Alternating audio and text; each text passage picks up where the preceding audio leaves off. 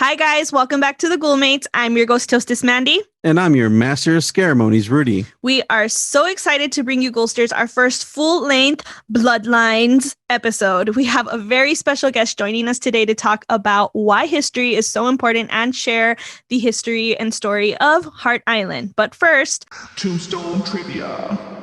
All right.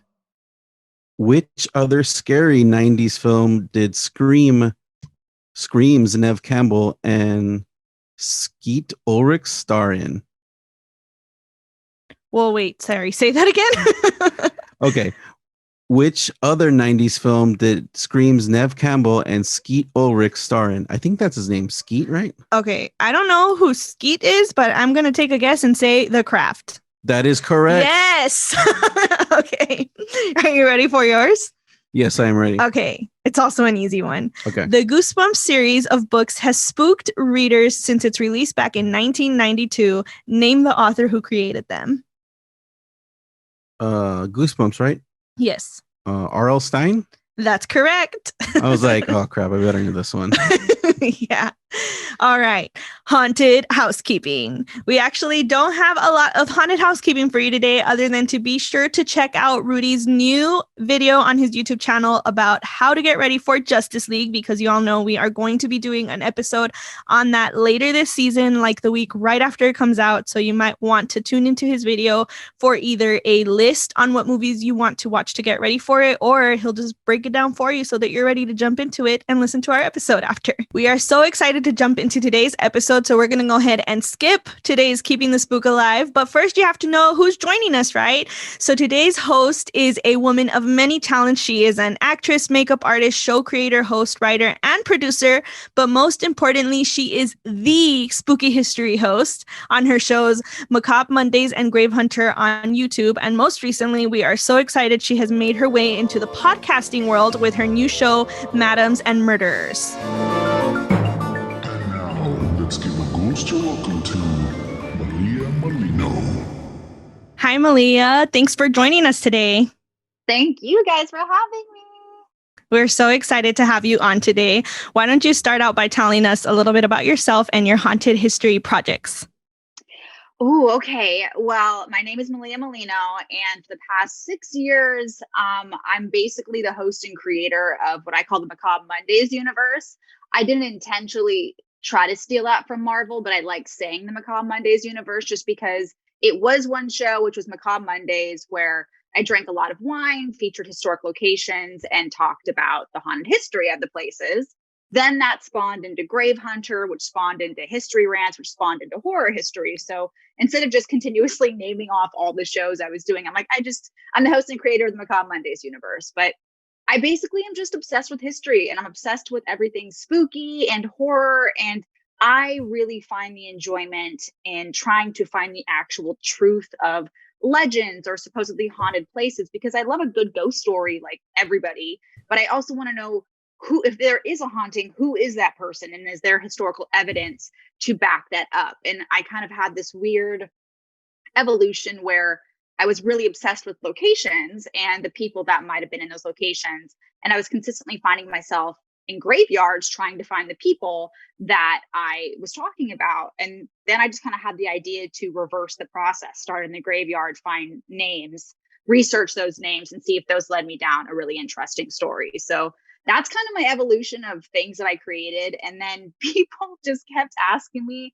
to start a podcast, and I kind of been putting it off forever because it just seemed like one more thing that I had to figure out and had to do. And then finally, during all of this quarantine, I was like, what else am I doing? Let's start one. So I started Madams and Murderers, and that's my newest attempted endeavor. Right. I think everybody kind of fell into podcasting during the quarantine. And it really seems that way. So I think we're at the point where you can look up anything and you'll find it, and that's pretty cool. Yeah. I feel, sorry, go ahead. No, go ahead. Sorry. I was just going to say, I feel like what's great about podcasts and, and YouTube in general is I personally process information better if it's being told to me in an interesting way. It's why I think people love podcasts and even Right. audiobooks, is I think people digest it easier. So we're learning so much more just because the same Right. information that's been out there is being given to us in a different format that I think we're taking in easier. I think that's great you said that because not to plug my own thing, but I have a YouTube channel too, and I talk about those things because I have ADHD, and it's harder for me to, ingest information by like reading it, and like having it being told to me makes it a lot easier. So yeah, I think that's it's cool that you said that. Hmm.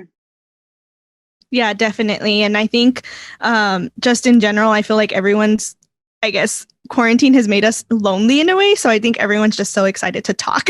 Yeah. Talk to somebody. Let's talk and meet other people through podcasting. I was getting tired. Absolutely.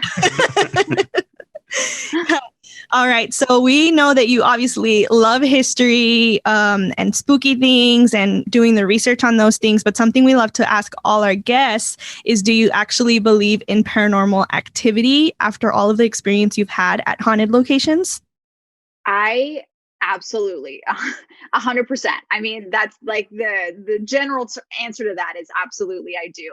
I think personally, so I grew up in a very active kind of Victorian apartment back up in Seattle. Mhm. So my entire life I grew up with just kind of weird things happening, and my family's very open-minded, and so there was never a question growing up of, is our ghosts real? Is paranormal activity a real thing that happens? It was more of an accepted thing in my house. So I don't know if that's a benefit or not, but it just never grew up questioning it. To me, it's stranger when I meet people that are devoutly like, no way, that's not possible. Mainly because I operate under the thought process, that we're all energy. And when we die, that energy you can't destroy energy. So it has to go somewhere. So why couldn't theoretically some of that energy stay? But I've definitely had some experiences personally that absolutely lead me to think that, something's going on here. But I'm also not one of those people, and sounds so lame, but because I believe so devoutly, I'm not searching, like I'm not looking to see a full apparition. Like it's not, especially because I routinely find myself in places alone. I don't need it. And I'm consistently getting myself in positions where I'm like, this could go a couple of different ways. And I hope it doesn't go this way because that'll mess me up and I'm by myself. But yes, to answer your question, yes, I do 100% believe. Yeah, there's been times where like we've watched your videos. I'm like, girl, you need to get out of there now. I'm like, I'd be running at that point. So yeah, I personally don't. I kind of believe what you believe. Like, if there is something that exists, I believe it has more to do with like the energy that exists in the universe. And because like, everything has like a physical property in the universe, but I don't think it's a spiritual thing necessarily. Oh, interesting. Yeah. So you don't think it has a consciousness? No, I don't because I'm not a religious person. So I think that, like, I think it's more like if a ghost exists, I think it's more of like an interference with, time and the universe and the energy that like, I think actually it's more of like a, because there's like this theory where, everything that exists already exists in a time because time is linear. Yeah. So like, I think what you're seeing is like universes and energy kind of colliding with each other. So you're not really seeing an actual ghost. I think you're seeing like almost like a gift that's playing in the loop in that spot. So it's not really interacting with people. It's just kind of playing out like its energy in that spot. That's so fascinating to me. So in that instance, do you not believe that there are like, a lot of people believe that family members try to give them messages or anything. So you don't think there's a conscious intention behind any kind of hauntings or specific messages. You just kind of stumble into a moment. Yeah, because I think like the way I've kind of, because I've like kind of looked at different things from what's it called, a scientific aspect. Mm-hmm. And they have this theory that, and if you can see, like, it's kind of hard to explain, but if you can see in 4 dimensions, you can see like every part of everything that you've ever done in the past and the future. And that's like a linear thing. So I think that's happening everywhere. And I think, that collides with everything else in the universe if there's a multi-universe. So That's just my brain just exploded. because you're like coming in contact with that timeline, but not that's not alive. It's not like interacting with you like, hey, I'm here and I miss you. It's like it's a thing that it's just there all the time. I gotta say that theory trips me out and it stresses me out. Because I've been, too much going on there. Speaking of universes. Because we've had guests and we talked about like, do ghosts exist? And I always think like, I don't think they do, but if they did, this is how I think it works out. Mm-hmm. So that's my theory. It's certainly possible. I mean, we certainly definitively do not know. That's very true. But that's like the fun part of this whole thing is like trying to explain it and understand it and look for it. It's kind of like a treasure hunt almost. Absolutely. So I'm curious to know, how did your love for haunted history begin? Man, I mean, I guess I can't take credit for it. I think it really is just how I grew up, specifically my mother being my mother. And she's always been obsessed with everything paranormal, haunted history. And the house that she grew up in predominantly, she had some experiences there that were unbelievable, that have really shaped who she was and terrorized me as a child, just hearing these stories.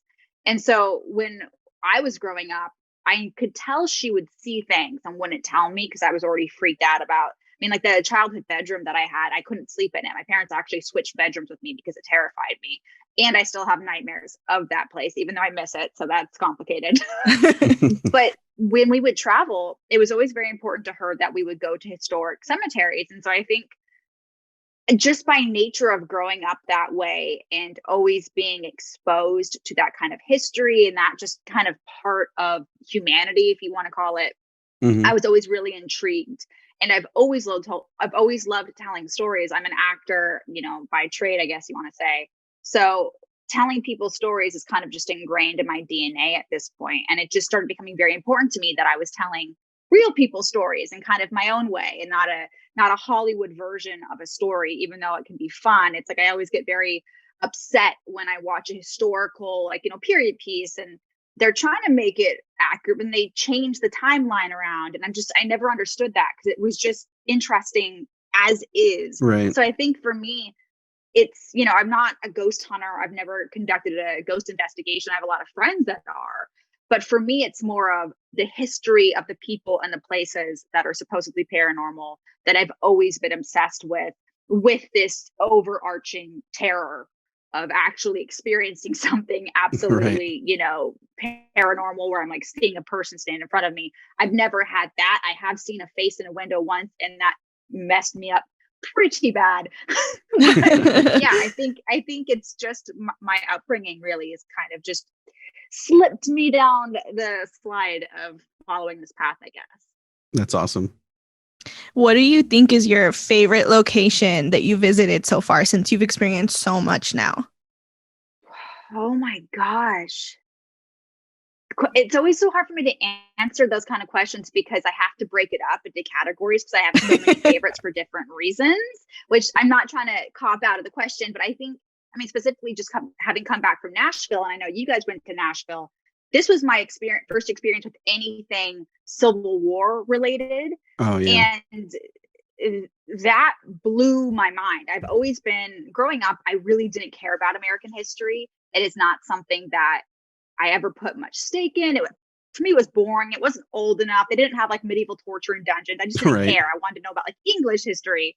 In the last couple of years, I've really started diving down into American history. And so, to be in like the houses of the Battle of Franklin, that tripped me up to like actually still see the bullet holes from the Civil War. It was tangible to see the bloodstains still in the wood. That for me currently sticks out into my mind just because you still saw the actual effects of that horrific act in that time. And I felt like I was experiencing it versus so many other locations. It's kind of a shell of what it was. And so you're having to really use your imagination. So for me, right now, my favorite probably is the Carter House over in Nashville and Franklin. That really just blew my mind. You know what's crazy? I've always heard stories of people going to see different Civil War battlefields and Hmm. finding like relics just like on the floor. And I think that's insane. And, I think that's part because our country is so young. If you really think about it, Hmm. we haven't been around for a very long time. But yeah, but I get Oh that yeah. about like American history. Like it's pretty like we're still the new kid on the block. And like we don't have like a ton of stuff to really talk about. Not like in, Germany or the United Kingdom. Like those places have been around for a very long time and it has tons of history. But I get what you're talking about. Well, I think what's interesting is 'cause it's funny that you say that because I'm always saying that, even like in our current political climate, like I'll find myself really riled up and then I keep bringing myself back, realizing, you know what? We are living through history and we are also an infantile country. So many other countries have had their, terrible kings and terrible spans of hundreds of Right. years. But now we're reading about it. We're new, we're figuring it out. But what I found really interesting, and this was really driven home when I was back east, was I think we kind of gloss over our history because it is newer, Hmm. because we are closer to it. So we're not ready to deal with the brutality that Right. actually Hmm. took place.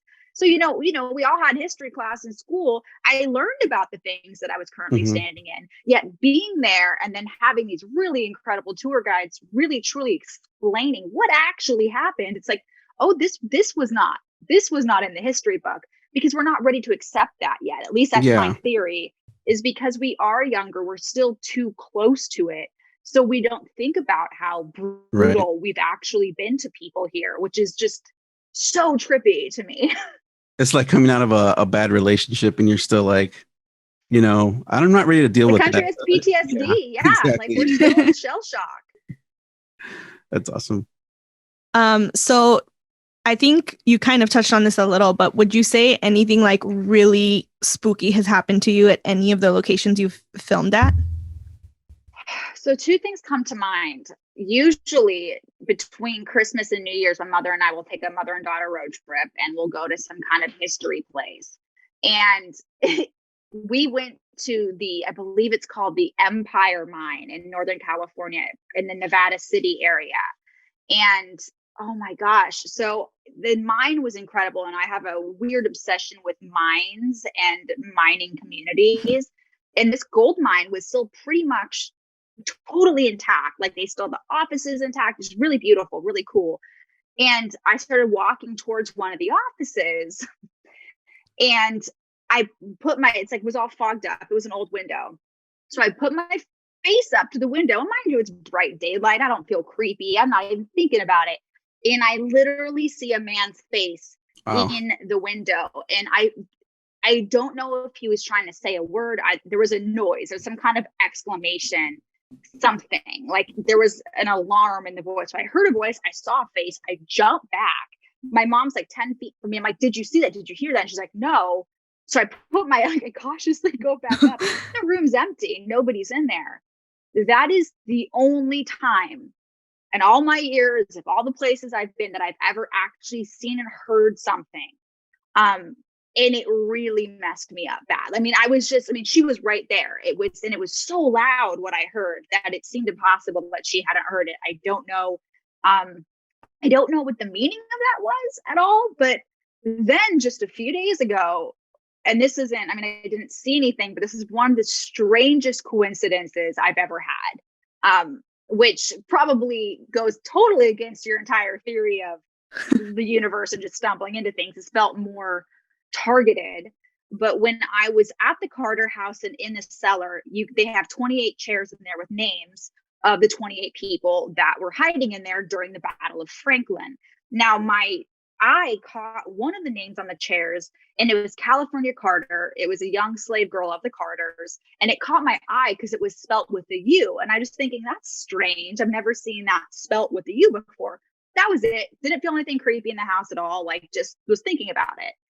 I then am like heading out of town, see a graveyard, pull over, realize that this is one of the cemeteries where you had a lot of freed slaves and then afterwards a lot of African Americans buried. I'm like, freaking finally, awesome. So I pull my Jeep up, which apparently a road, which I then realized wasn't a road, and that was very dicey.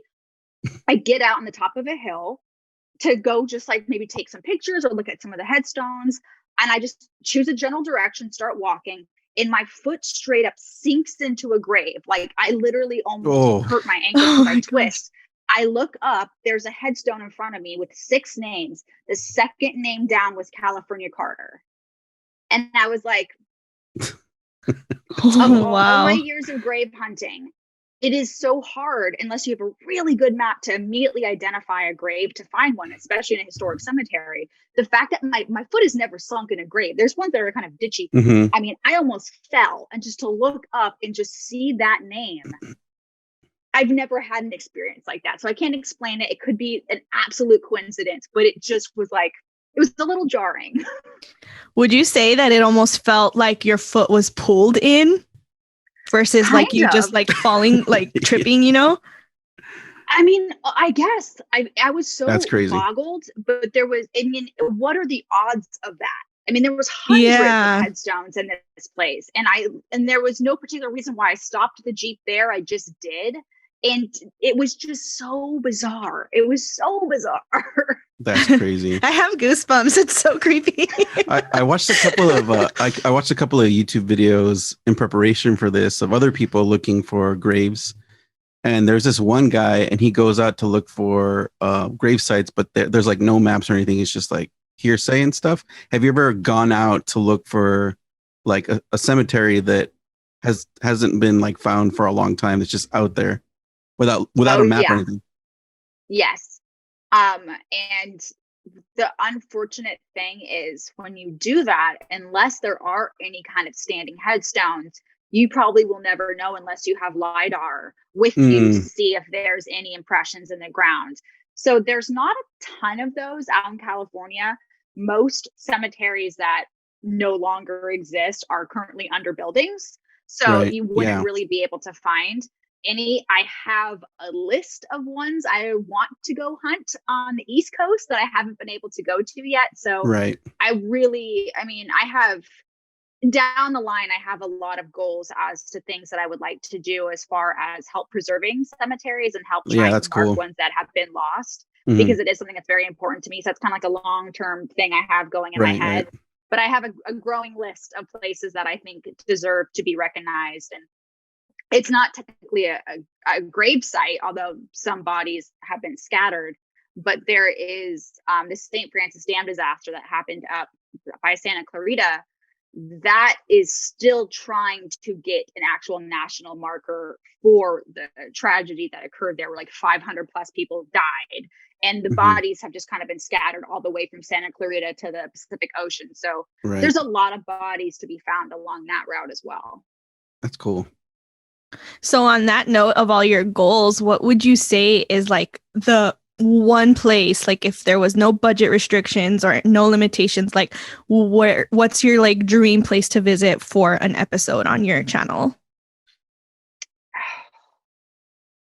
There's so many. I have some specific ones that I really want to do. So basically with my show Grave Hunter, the goal is to obviously get funding for it one day. That's the goal. And so I've kept it national right now as far as the dream episodes. And there's a lot of graveyards up in the Northeast, of a lot of children's graveyards, a lot of graveyards where people had been experimented on through mental institutions that I really want to go explore, because there's too many places in Europe that I want to go to. And those are just so ancient and so meaty that I haven't even mentally gone there yet. I've tried to purposely keep it smaller and a little bit more attainable right now. So right now, like Massachusetts and New York, there's probably about 20 different places that if I had a budget, there's so many episodes that I would love to do up there, just because so many things happened that I'm just learning about. And again, like we were talking about earlier,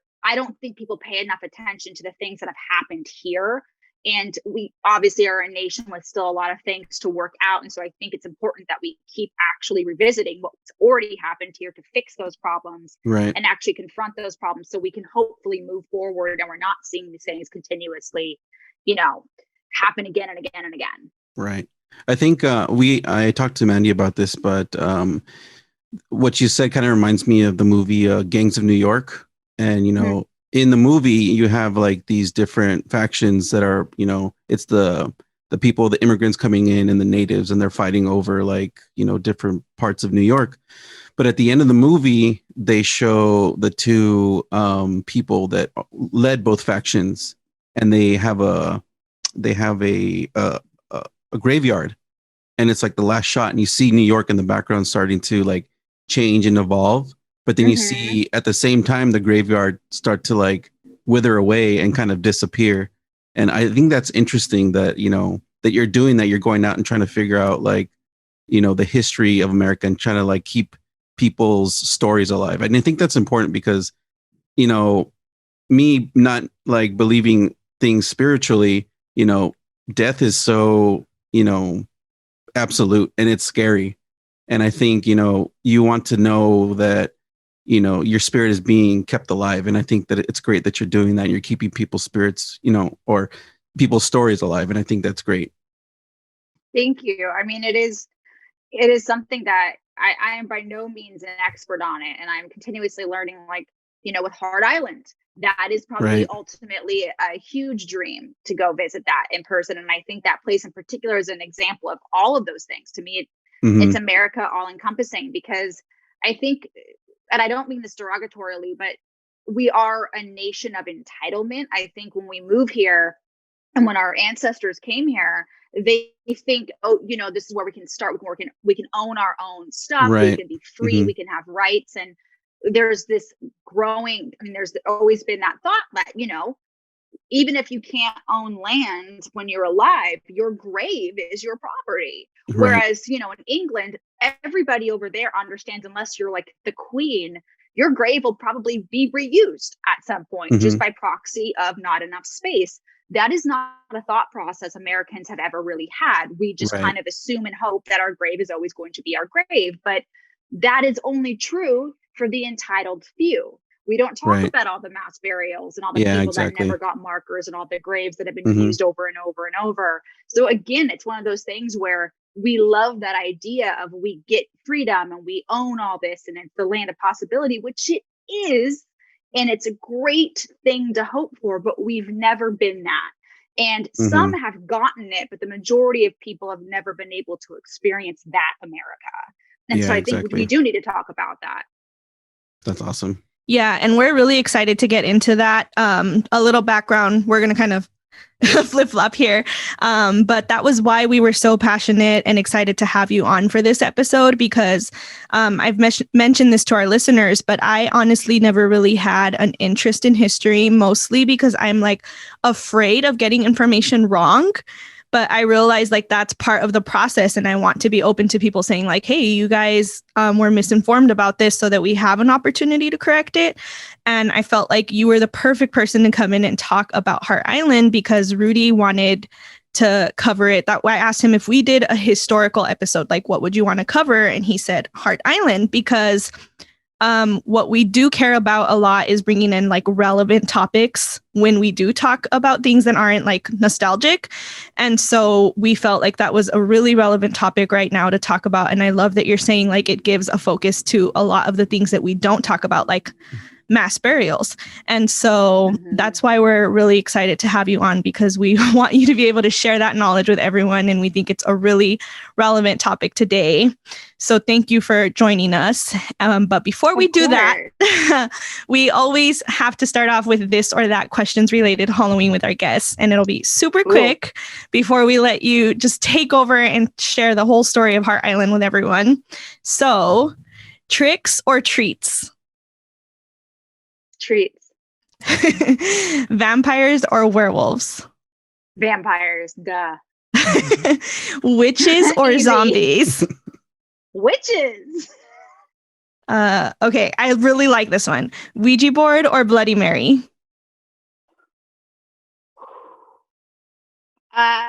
Bloody Mary, because I don't mess with Ouija boards. To me, that's a fighting trouble. I don't mess with either of them. Corn maze or pumpkin patch? Pumpkin patch, but I love corn mazes too. Pumpkin patch. All right. See, that wasn't so hard. All right. Like that. Pumpkin patches are more Insta-worthy anyway. I mean, what are you gonna do in a corn maze? It's just gonna be like corn around you. It's fun until you get hungry halfway through, and then you realize that you're stuck. And you're over it. All right. So we're going to let you go ahead and take over and share your story about Hart Island. Okay. So I love this kind of natural segue that happened because I also really I had never heard of Hart Island. I hadn't heard of Hart Island until I was watching the news early on in the pandemic, where, I think all of us were glued to the news for a while. And, all those articles came out about, mass burials are happening at Hart Island for all the dead of COVID in New York. And it was everywhere. And first of all, I took notice because people were talking about graves. And I'm like, we're actually talking about this. And, horror, terrified because it's happening. The mass graves are happening. So then I was like, I want to know what Hart Island is. And then, of course, you go down the rabbit hole and you realize this is one of the most important pieces of land, specifically in New York, that everybody should be talking about. And if everyone isn't talking about it, we should educate people on what it is, because it's a little microcosm, I think, of the timeline of America. So Hart Island was originally Native American land. Of course it was. And then when all of the horrible pillaging happened, their hand was essentially forced to sign the land over to a bunch of white guys. Now, I'm not so interested in a lot of the white men that took it over afterwards. They didn't do anything really spicy with the land. I will say a lot of people and a lot of things that I've seen online is Hart Island is named for a family called Hart that owned the land. That is not true. The most likely reason why it's named Hart Island is because Hart is an Old English word for stag. This is a very popular hunting ground. So that's probably more likely why it was called Hart. But the land changes hands a bunch until eventually a family called the Hunter family owns the land. So now they're sitting on tons of acreage, not really doing a whole lot with it for a hot second, until the Civil War happens. And this is where I started getting really excited, because the island has some really unique history when it comes to the Civil War. So the federal government, leased a part of the land from the Hunter family to be able to train their 31st Division of colored soldiers. So you have this huge division of Black guys training. And during that time, they take in over 3,000 Confederate soldiers and put them in a prison. This is the first time the island is home to a prison, which is something that is going to continuously happen on the island. What I love about that entire scenario, because I like to picture images in my head when I'm doing my research, I just love the irony of you have all these Confederate soldiers locked away. And if they have any kind of windows, they see the people on the outside living freer are a bunch of Black guys. And I just love that. I think we so rarely get that moment in American history where, justice is so clearly prevailing in a moment. And this is also when you start to get your first burials on the island. So at least 200 Confederate soldiers died on the island during, I think, the 4 months they were actually kept there. Now, most of those bodies are going to be exhumed at some point and moved to proper military cemeteries.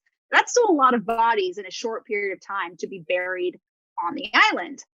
So then the Civil War is over, right? So nobody's there. You have this standing prison, and they want to do something with it. So what is it called?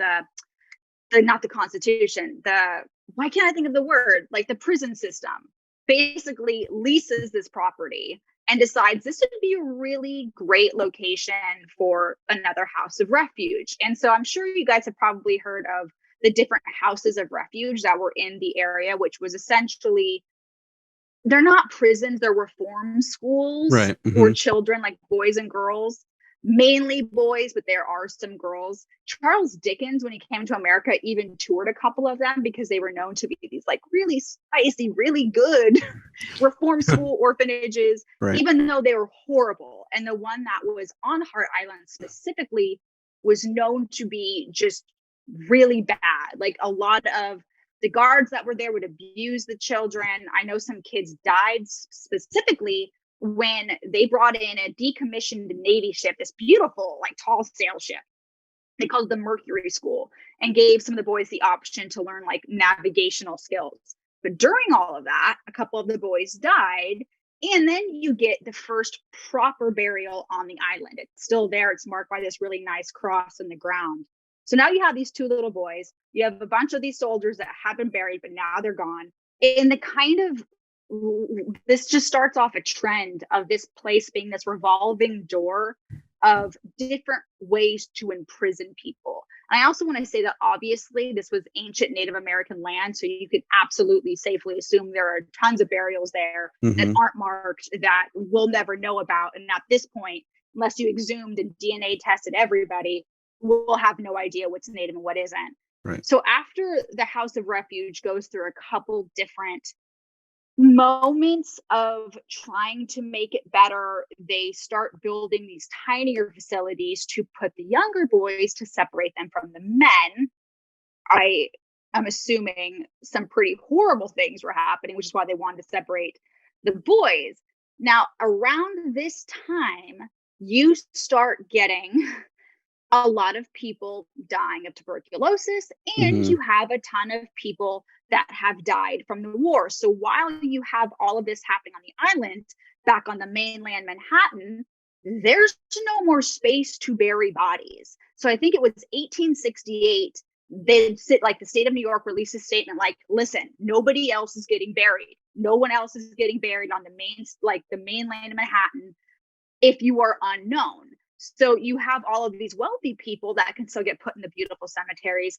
But if you're poor, homeless, alone, can't afford a funeral, nobody knows who you are, you're not getting put on those burials anymore. You're going to be put in city cemetery over on Hart Island. So this is when you start turning the island into the city's potter's field, which I believe they started calling it city cemetery around that time. A lot of those burials were people that had tuberculosis or died of tuberculosis. The first one was actually a woman who died at Charity Hospital all by herself. So what I think is really interesting about this is a lot of the ways that they deal with bodies in New York kind of start stemming from how they deal with Hart Island.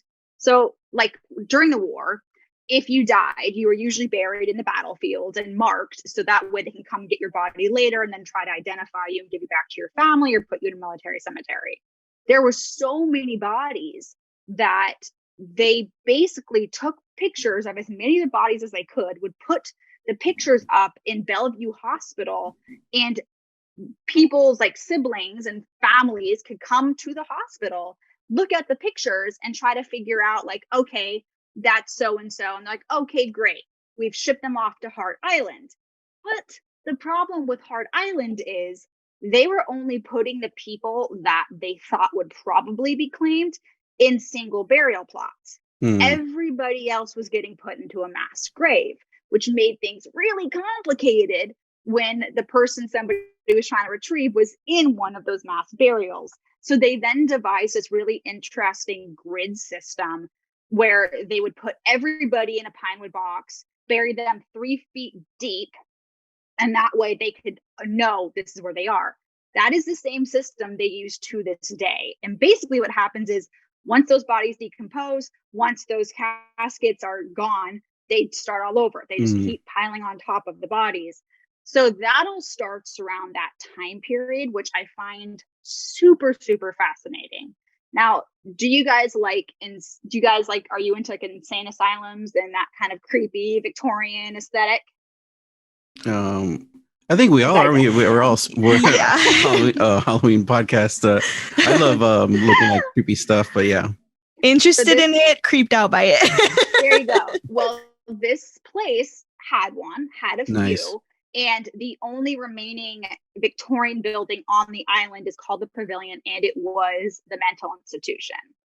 So that's still there. It's not an island that you can just go to. You can only visit Hart Island if you were actually going to visit the grave of somebody that is there, which is why it's such a dream of mine to actually find a way to go over and tour it, especially to see this pavilion. But it's oh God, it's just so fascinating to me because you have this proper prison and you have these little boys that are, that have done things like stolen like a loaf of bread, and they get shipped off to Hart Island to do this horrible manual labor mixed with like actual male prisoners in Mm-hmm. this prison. And that prison building ends up going through a lot of different kind of uses. It becomes a rehab facility. It becomes basically different versions of a rehab facility, honestly. But then Right. they actually build a proper hospital on the island. And that is where they're going to ship everybody that has tuberculosis, that has things like yellow fever. There is going to be a section of the island specifically designated to quarantine people with yellow fever, which is just nuts. So you just have tons of people dying. And that is specifically why they put the mental institution and the prison on Hart Island, because it was already covered in graveyards. And historically, you always built prisons and like insane asylums next to graveyards because you could safely assume a lot of them would die, whether it be from, natural causes or unexplicable, disgusting, horrible things that have happened. So you just have this really creepy island where you have insane people, you have prisons. But then I think it's interesting because the entire island at this point, I want to say in the early 20th century, so we're approaching the 20s, not every part of the island is occupied. You still have this little corner portion where the guy who founded Harlem and really brought up Harlem wanted to purchase that land and turn it into basically the Black Coney Island, because Black people at the time were not allowed at amusement parks. So he was going to purchase that and create that. But they would need around 60 different boats to be able to ferry people in. And the state stepped in and was like, no. We have a bunch of mentally ill people and a couple prisons, and we can't have all these ships coming to and from the island because people might escape. Mm-hmm. So not great. So they put the kibosh on that, turned it into a sewage facility plant down the line, but to bring it into another horrible moment of disease in the 1980s, they buried 16 people that had died of AIDS on that same property and then turned it into a sewage treatment facility. So not great at all. The hospital basically fell into absolute disrepair. Only little remnants of it still exist. And the entire island just became the city cemetery for Manhattan. There's currently over 1 million bodies that are buried on the island. That's not an exact number because of all the mass burials that had happened before.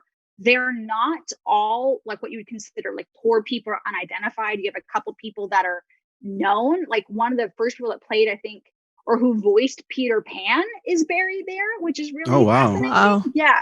So you have a couple people that are there, but obviously, like with anything else, when COVID hit, they needed a place to put all those bodies. So they're instituting the same grid system right now and putting everybody in these mass burials. But what's really fascinating is Hart Island isn't the only island around Manhattan that's been used for things like that. It's just one of a couple. Like you have Randall's Island, you have Rikers Island. And Rikers Island is home to the giant prison, which is where they bring in all of the prisoners to bury the bodies. That is something that has started over 100 years ago. They would have the prisoners bury the other prisoners that were dying on the island. So that's a tradition they've just kept on and on and on. So I can't even imagine what it's like to go there because it's gone through everything with us. In World War II, it was also, they used it for like a part of a training facility. They even caught a German U-boat off of the the coast of Long Island, and they brought a couple of the German POWs there, which is crazy. During the 50s, they had like an anti-warcraft missile base there that's now been cemented over. So you can literally safely say that since white men came to America, Hart Island has been relevant to our country's history all the way up until now. And I just am so fascinated by it because it's the largest federally tax funded cemetery in the country. Like, this is a huge deal. And I'm obsessed with cemeteries and I hadn't heard about it until COVID. So it's just fascinating to me that all of this is happening and has been happening for so long, and not enough people are talking about it.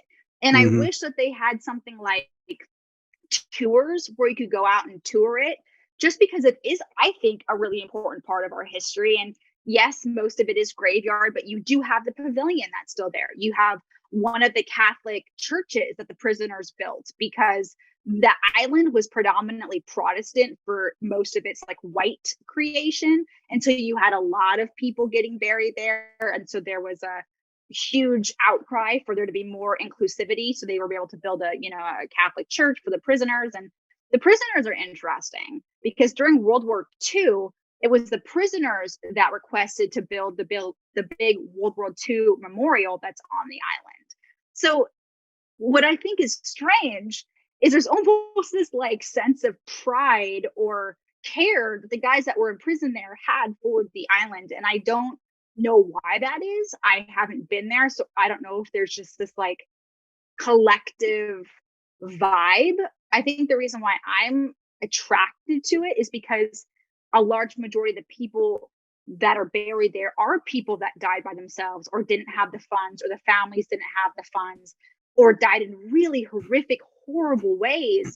So it is literally an island of the unwanted to a certain extent. Yeah. And it's just heartbreaking. And you always run the risk with any place. If you allow the public to come and tour it, they might do something.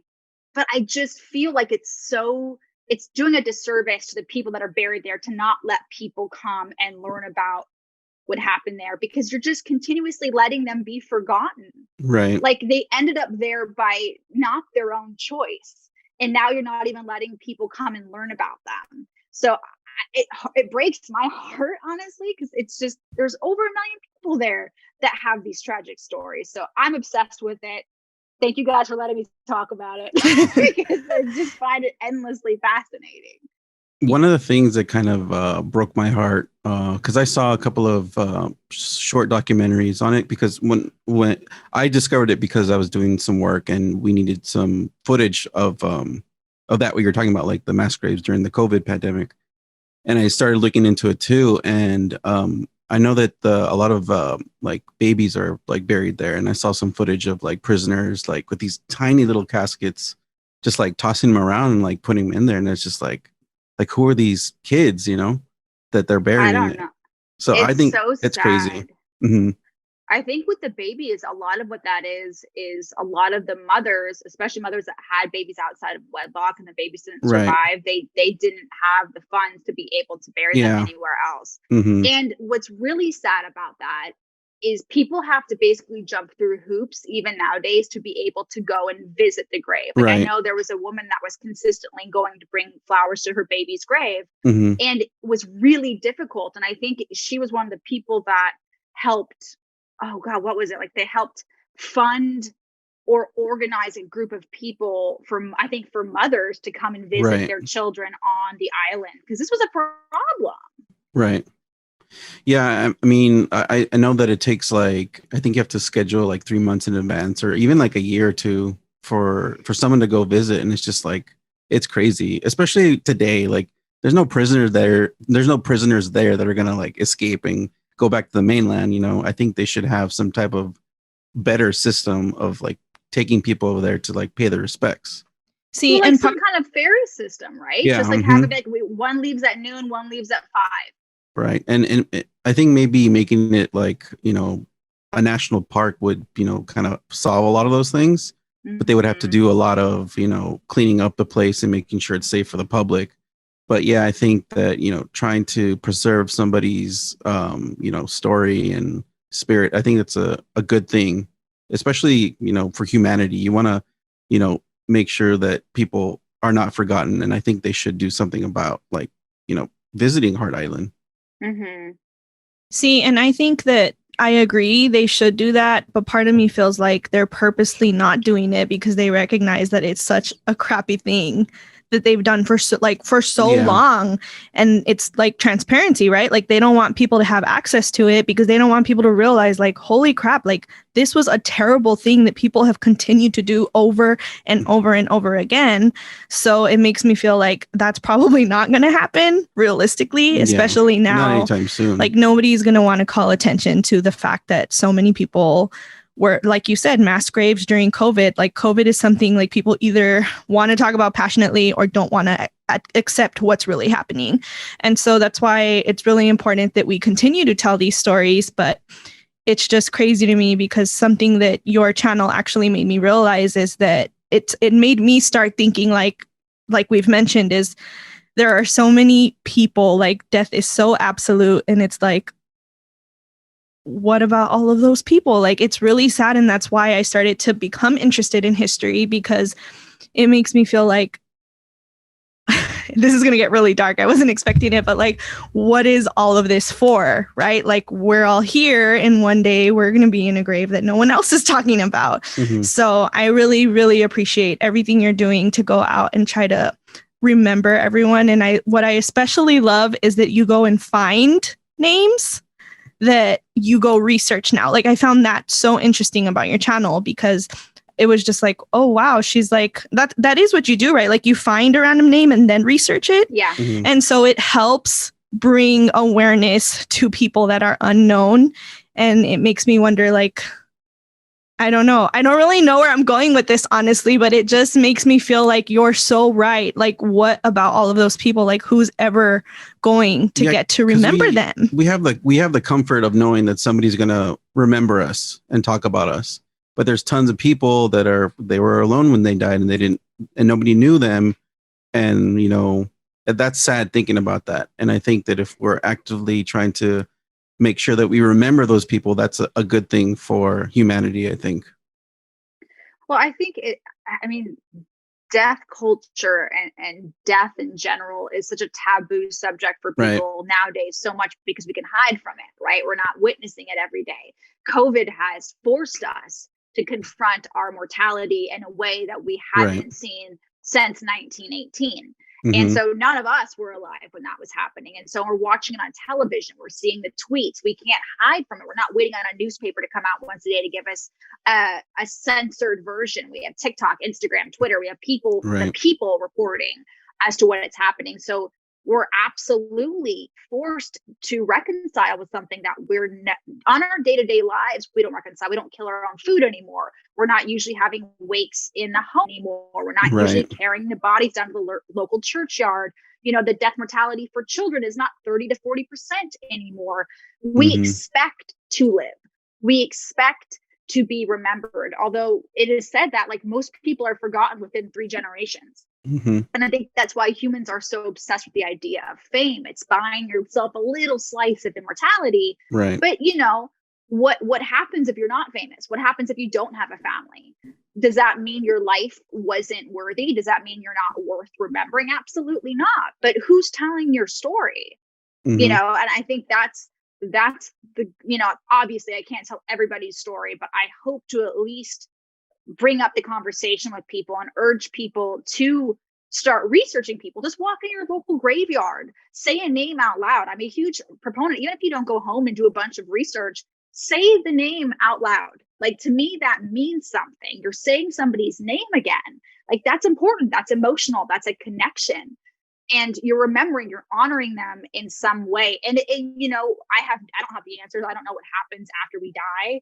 But if something is, and somebody's waiting, and we have a consciousness, and somebody gets a little spark because somebody said their name again, like, that's worth it. We should. Right. Why Yes. not? Mhm. We have nothing. At the end of the day, it costs us nothing to remember those that have come before us. And we're never as different from them as we thought, ever. Right. Like, it's the things, like the situations might have changed, but I remember doing my special on the Spanish flu and thinking, God, that's awful. And I try to find some light in the darkness, and I try to present things in an entertaining way so people will listen. Let's try to sneak a history lesson in there. But sometimes I can get choked up or emotional. But I remember watching back that episode once when we were like in the throes of COVID, and almost being annoyed with myself, because it's like, there is no light in this darkness. Like, I'm living it right now. And this is not funny. This is not okay. There's no quip to be said about this. Like, this is horrific.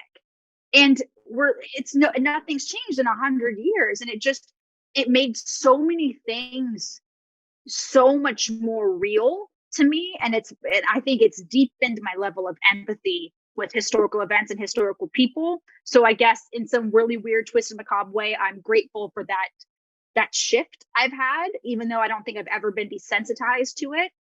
But it was an eye-opening moment for myself to just be living these moments and realizing like, oh, like, this is not fun. This is not okay. I'd rather just do another special on this from 100 years ago instead of living it.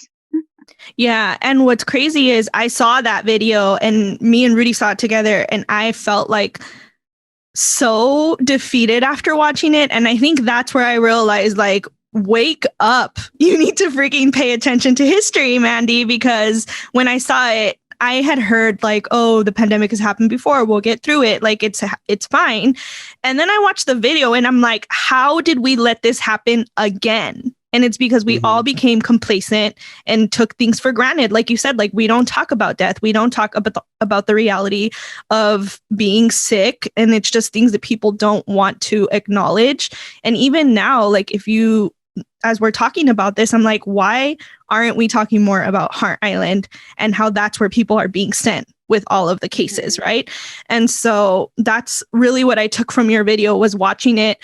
I don't mean this in a bad way at all. It was very informative for me, but it totally like bummed me out and broke my heart. And I highly recommend it to everyone. Like, no matter how you feel about COVID, like, you should watch her video about the Spanish flu, because it opened my eyes and it made me realize, like, wow, like, this could have all been avoided if we all paid a little more attention to history.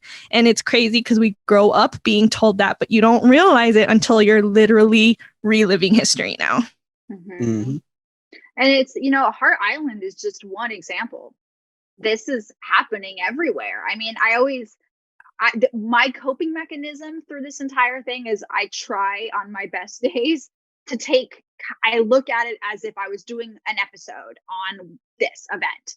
And I know one of the things that I would focus on was the fact that, like, hospitals in LA have turned their gift shops into morgues. Wow. And my dad works at a cemetery here in LA, and they had 13 refrigeration trucks brought in to care for the bodies. Wow. And I know those are the details. And I'm like, oh, I'm putting that in the episode. I'm putting that in the episode.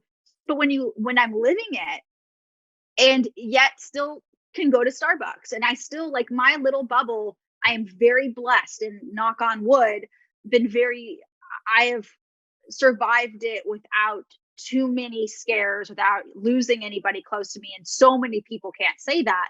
And there's something that's very strange about that, is especially in a place like LA where it's been so bad, to be able to live any kind of sense of normalcy, where I know people's entire families in cases have been wiped out by this. Like, what do you do with those emotions? Like, what should be happening? Like, what can you do? Like, how do you reconcile with that? And I don't have an answer for those feelings, but it's just a part of this human experience living through this. And so I can't imagine what it would have been like 100 years ago during the Spanish flu, or the myriads of other pandemics that have swept the world and taken out entire civilizations, when you're not getting constantly fed information, yet everybody around you is sick. So it's a blessing and a curse that we have this insane amount of information from everybody, but there's also no escaping it. But in the same respect, we can escape it because we can turn on Netflix and watch something fun. Like, we're the only age where we can, escape a pandemic by watching a serial killer documentary. Right, exactly. We're living in this really weird time, but again, not that different from many other times before. Yeah, it's crazy because we're in a point where we're like so distant from each other, but also close to each other because of technology. Like, we're able to understand new ideas and ingest information so quickly, but we're also kind of distant not because of the pandemic, because I guess we become more selfish because we're kind of worried about ourselves and we're on the phone all the time. But, I think as content creators, I think we kind of have a responsibility, not a responsibility, but, we're kind of tasked with like bringing, a distraction for people so they don't start to freak out. Because I think if you have more people freaking out, then you're going to just like cause more problems and cause more mass hysteria. But it's also important that we do things like this and tell people like, hey, tell our audience, there's real world stuff happening right now, and you should be aware of it and aware that, we could have avoided this if we just kind of paid attention to what's happening around us. And you should do the same thing too, and just be awake and aware. But I mean, what do you think? I mean, I think knowledge is power, right? Right. So it can be really scary to talk about what's happening. It can be really scary to research history and to confront similar moments. I mean, we saw it when the BLM protests were happening and people were talking about, all the injustices and stuff that people haven't wanted to talk about. It didn't mean it didn't happen. It doesn't make it any less real, but people don't like confronting it. But the more we do confront it, the more we learn from it, the more tangible it seems. Like to look at things like the Spanish flu, and as horrific as it was and how infuriating it is to look at that and be like, how did we not handle this better? How did we not see the parallels earlier? We can still look at that and be like, it was horrible, but they did survive. The society did not crumble. And then we can look to those to find the strength to continue on, because human beings are resilient. And as horrific as different moments in history are, the theme through all of it is humans are resilient. We adapt, we get up, we persevere. And that is what we have to hold on to. But running from it, we're not getting anything from that. We're not paying any homage to the people that fought those things, lived those things, and learned the hard stuff that we now live through. And it's change, I think, is just scary for everybody. I hate change. I'm a control freak. And I'm very aware that a lot of things are going to be different post-COVID. Like the entire entertainment industry, we don't even know the full extent yet of what the changes are going to be. And that freaks me out. But movie theaters changed after the Spanish flu, and we survived and it was fine. So again, we'll adapt. I think it's accepting. I think especially in this day and age, we can all be the center of our own little universes in a way that we never have been. Nobody else in society has ever had these little gadgets where we can be our own movie star on our phone, and our opinion can be projected everywhere to millions of people at once. We've never had that kind of self-inflation. So making all these self-inflated people, I don't mean that derogatorily, but you guys know what I mean. Right. Making them accept they can't control everything that's going to happen post-COVID. It is fascinating. I am endlessly fascinated by what the culture and society of people moving forward is going to be, and how this shifts the way people hang out, the way people look at planning things and their future. Like everything could change or it might not change. And if it doesn't change, then you have to ask yourselves, like, should it have changed though? Or is this going to happen again in 100 years? Yeah, exactly. Remember when I told you, Mandy, I was like, now you know why I wash my hands so much. Yes, because Rudy, oh man, before COVID was like even a topic at all, he would always like obsessively wash his hands, and I would always like laugh at him about it. And he was like, "This is nothing new for me. I've always lived like there's a virus around." Not a bad way to live. Because I have a relative that works for the CDC, and they're always talking about like there's always outbreaks. We just never hear about them because we always have a plan for them. But we didn't have a plan for this one. And it just like, I told my wife, I was like, oh, it's fine. It's like, if they start sending troops out to like cities and stuff, then it's going to get bad. And then sure enough, like a week later, oh, troops are being sent out to do this. I was like, oh shit. Yeah. I was like, yeah, we better get ready. Go get a bunch of toilet paper. It is crazy. It is nuts. Yeah, it's pretty crazy. Yeah. Yeah, well, it totally trips me out.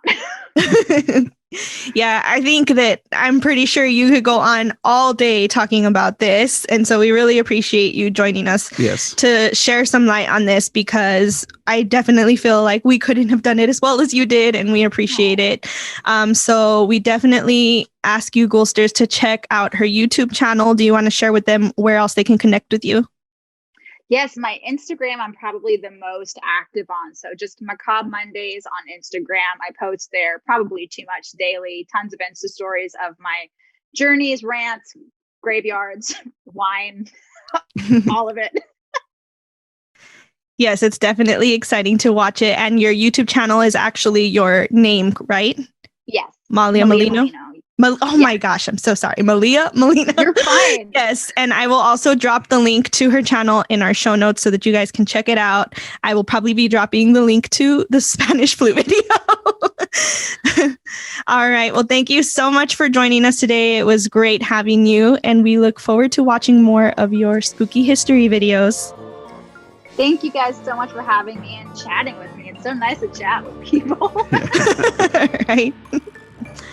All right, guys, we hope you enjoyed our first full-length Bloodlines episode. If you want to keep the spooky history going, be sure to check out Malia's podcast, Madams and Murderers. I will also link that in the show notes. And if you enjoyed today's episode, please be sure to leave us a 5-star review or get yourself some TGM merch to haunt the streets in at theghoulmates.com. Until next time, we're sending you ghouls and kisses. Bye.